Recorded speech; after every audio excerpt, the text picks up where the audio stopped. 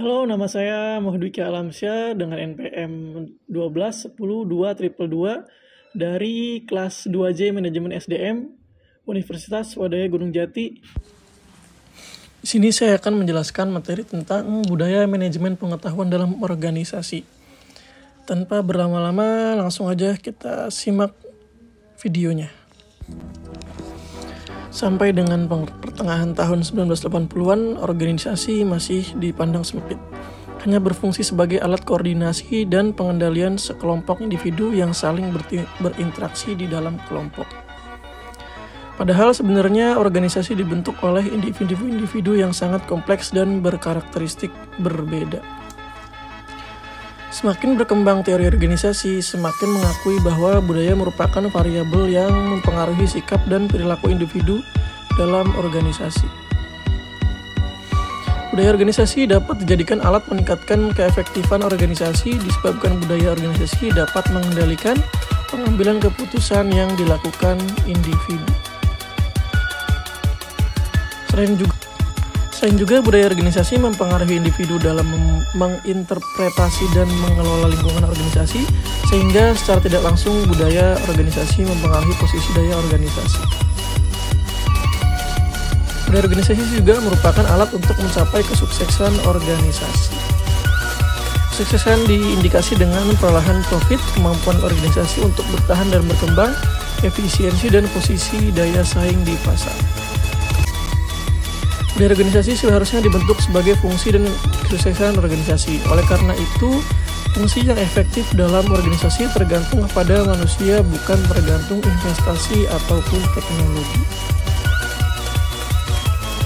Bagaimana membangun fungsi kesuksesan organisasi melalui budaya adalah persoalan mendidik individu di dalam organisasi yang merupakan proses sistematis dan berkelanjutan. Tidak cukup hanya dibangun melalui pelatihan. Budaya organisasi dibangun melalui proses pembelajaran yang kontinu, yang melibatkan keseluruhan elemen organisasi pada setiap level. Draft seperti yang dirajukan dari W. Jackson Duncan, Andre Brown, Ken Stanke mendefinisikan budaya sebagai berikut.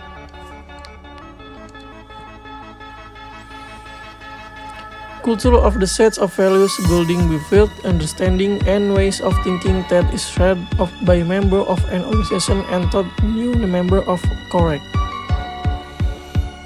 Definisi dari para pakar di atas menjelaskan bahwa budaya merupakan serangkaian nilai, kepercayaan, pemahaman, cara berpikir yang dianut kemudian disebarkan di dalam organisasi oleh anggota organisasi dan diajarkan kepada anggota organisasi yang baru. Menurut Draft, setiap individu dapat berpartisipasi membentuk budaya dalam organisasi, tetapi budaya tersebut sulit untuk diidentifikasi. Draft membagi budaya menjadi dua tingkat. Budaya dalam organisasi seperti fenomena gunung es, yang lebih sedikit terlihat di permukaan, tetapi sebenarnya jauh lebih besar yang tidak terlihat di kedalaman. Tingkat pertama, budaya yang nampak di permukaan berupa perilaku, artifak, simbol yang terlihat seperti seremonial, sejarah, slogan, kostum, dan setting fisik. Tingkat kedua, budaya yang berupa nilai-nilai yang berada lebih dalam, yaitu di dalam pikiran anggota organisasi. Dan fungsi utama budaya menurut Draft adalah pertama, mengintegrasi anggota organisasi sehingga mereka dapat berinteraksi satu sama lain. Dan kedua, membantu organisasi beradaptasi dengan lingkungan eksternalnya. Integrasi internal berarti setiap anggota organisasi secara bersama-sama dengan anggota lainnya membangun identitas kolektif dan membangun suatu cara sehingga pekerjaan yang dilakukan bersama menjadi lebih efektif.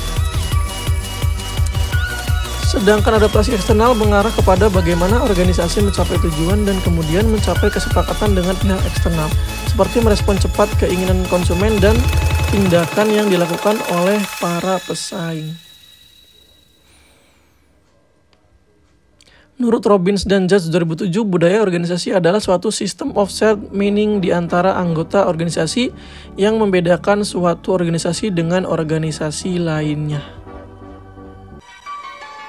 Menurut Jones Garrett 2007, dan untuk mengetahui sejauh mana keefektifan organisasi menciptakan value untuk para stakeholdernya, Para manajer semestinya melihat 4 faktor yang mempengaruhi budaya, yaitu karakteristik anggota organisasi, etika organisasi, sistem hak dan kepemilikan dan struktur organisasi.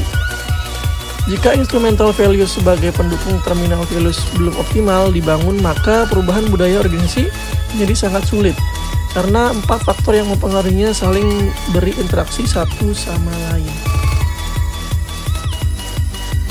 Untuk mengubah budayanya, suatu organisasi mungkin saja perlu melakukan desain ulang struktur organisasinya dan memperbaiki sistem kompensasi yang digunakan untuk motivasi karyawannya.